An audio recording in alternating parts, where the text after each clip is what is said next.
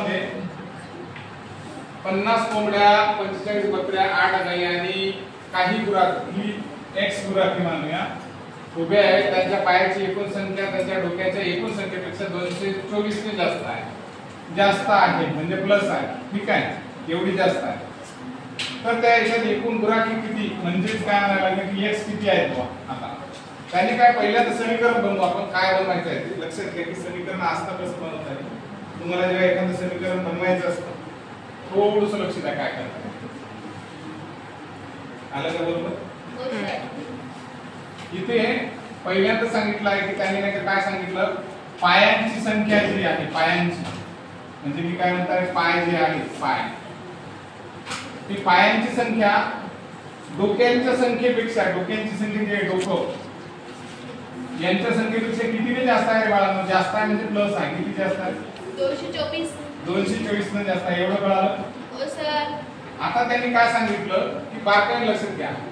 पहिल्यांदा आपण कोंबडे घेऊया, कोंबड्याचे पाय किंवा आपण पहिल्यांदा समीकरण बांधताना कोंबड्या नंतर कोण आहे रे बकऱ्या, बकऱ्या गाई नंतर सांगा गाई गाई बाई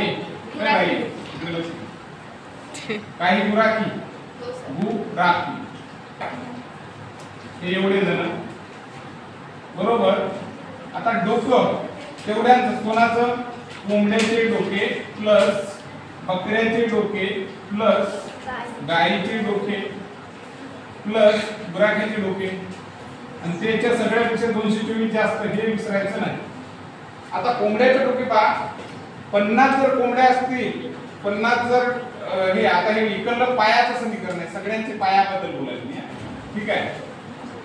कोंबड्याचे पाय किती असतील 40 चे दुप्पट 50 चे दुप्पट 50 दोन्ही 100 पाय कोणाचे झाले बरोबर आहे. म्हणजे असं म्हणू शकतो का मी 50 दोन्ही कारण पायाची संख्या पाय कोंबड्याचे 2 असतात म्हणून 2.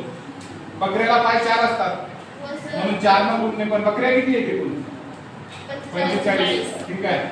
बकऱ्यांना पाय 4 गाईंना पाय 4 पण गाईंची संख्या किती 8. गुराख्यांचे पाय किती 2 पण गुराख्यांची संख्या माहित नाही एक्स आहे. गुराख्यांची संख्याच काढायची. आता हे झालं सगळं कोणाच्या बाबतीत रे पायांच्या बाबतीत. आता आपल्याला मला सांगा डोकं तेवढेच गुराखी असतील समजा जर 2 गुराखी असतील तर 2 डोके 4 बकरे असतील तर 4 डोके. म्हणजे मला असं म्हणायचं आहे की जर 50 कोंबड्या असतील तर काही दुप्पट डोके होणार नाही 50च डोके असणार. 45 बकऱ्या असतील तर 45च डोके असणार. 8 गाई असतील तर 8च डोके असणार आणि एक्स आता माहित नाही आपल्याला. आता बघा कोंबड्या किती आहेत 50 तेवढेच डोके असणार. जेवढ्या कोंबड्या तेवढे डोके. किती कोंबड्या 50 बकऱ्या किती 45 गाई किती 8 गुराखी माहित नाही एक्स. गुराखी माहित आहे का नाही. गुराख्यांची संख्या एक्स आणि पुढून आहे का 224. आता करायचं त्याचं 50 दोन्ही 100 45 चोक किती वेळा 4 25 किती 0 हाताला 2 4 कमी 4 25 2 416 17 18 180 8 32 2 एक्स बरोबर. आता बघा हे किती वेळा लागलं रे 50 प्लस 50 आणि 45 किती हे एका जागी ठेवू आपण. ठीक आहे. 50 plus 45 plus 8 plus 224 plus x. आता याची बेरीज किती वेळा लागली बघूया. याची बेरीज किती होत आहे सगळ्यांची बरोबर 100 आणि 180 280 आणि 32 किती आहे 280 आणि 32 280 आणि 32 2 11 आहे 312. ठीक आहे 2x.